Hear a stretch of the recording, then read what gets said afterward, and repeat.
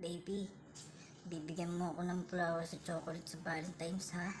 Kasi iingitin na naman ako ni Jennifer at saka ni Jessica dun sa mga bulaklak na natatanggap nila galing sa asawa nila. Ay, yun lang pala. Oo, kahit ilan pang gusto mo. Basta gagaya ka ng maaga at tayo pupunta dun sa may plaza.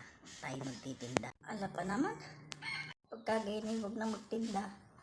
Kung ako lang din naman pagtitindahin, hindi mo pala ako bibigyan at ako naman pala pagtitindahin mo. Ay, matutulog nila ang buong maghapon. Bahala ka kung ayaw mo magtinda. Eh di kaya ang pinagbentahan nun, eh di sa iyo din naman mapupunta. Oo nga, bukod pa yun, pero dapat bibigyan mo pa din ako. Kahit ano, murahin lang. Talagang titiisin mo, hindi mo ako bibigyan? Aba, naari ka ng gayon.